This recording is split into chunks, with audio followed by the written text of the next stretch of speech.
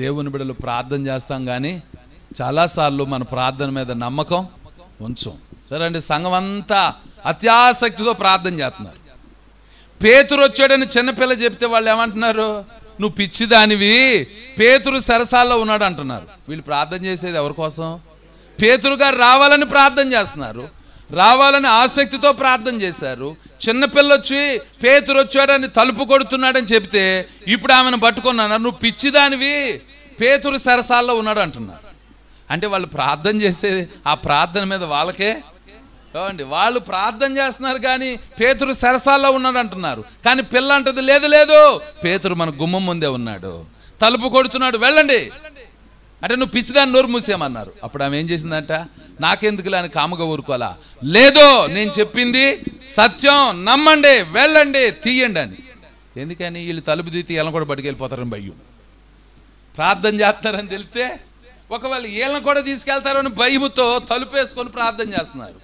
ఆ పిల్ల చెప్తుంది పేతురు వచ్చాడు అంటే ఈ లోపల ఉన్న వాళ్ళు నువ్వు పిచ్చిదాన్ని నోరు మూసే అంటున్నారు. లేదు లేదు, పేతురు గారు వచ్చాడు, మన ప్రార్థన విన్నాడు దేవుడు, పేతురుని తీసుకొచ్చాడు, వెళ్ళండి, తలుపు తీయండి అంటే నోరు మూసే పిచ్చదానా కూర్చో అంటే లేదు లేదు, తలుపు తీయండి అంది. అప్పుడు ఆమె బలవంతంగా చేయటం వాళ్ళు వెళ్ళి తలుపు తీశారు. ఆశ్చర్యపోయారు. సరసాలో ఉన్న పేతురు ఎక్కడికి వచ్చేసాడు? వాళ్ళ మధ్యకి వచ్చేసాడు. ఆమేన్.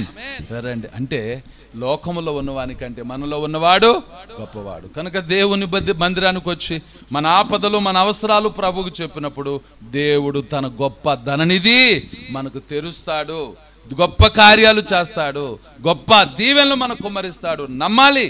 దేవుడు మనల్ని మన కుటుంబాలను దీవించునుగాక, మన బిడ్డలను ఆశీర్వదించునుగాక. మనల్ని మనం ప్రతిష్ఠించుకుందాం, ప్రభు చేతులకు అప్పగిద్దాం. ఆమేన్. ప్రార్థన చేసుకుందాం. ఎవరు ఏ భయాలతో ఉన్నారో, ఎవరెవరు ఎటువంటి బాధల్లో ఉన్నారో, ఎవరు ఎటువంటి సమస్యల గుండా, పోరాటాల గుండా, శ్రమల గుండా వెళుతున్నారో ఈ రోజే బాకాలోయను జలమయముగా చేయండి ప్రభువా, చేయండి చేయండి ప్రభువా. మీరు జ్వాల మధ్య నడుచున్నప్పుడు జ్వాల మిమ్మల్ని కాల్చజాలవన్నారు. అగ్ని వంటి శ్రమలు తొలగించు, ఆపదలు తొలగించు, పేదరికం దారిద్ర్యం తొలగించు. యేసు రక్తములో మీ బిడ్డలను కడగండి ప్రభువా, పరిశుద్ధపరచండి నాయనా. సంబంధమైన ప్రతి ఆశీర్వాదం మీ చేతులకు మమ్మల్ని అప్పగించుకున్నాము. యేసు నామమున ఆమేన్.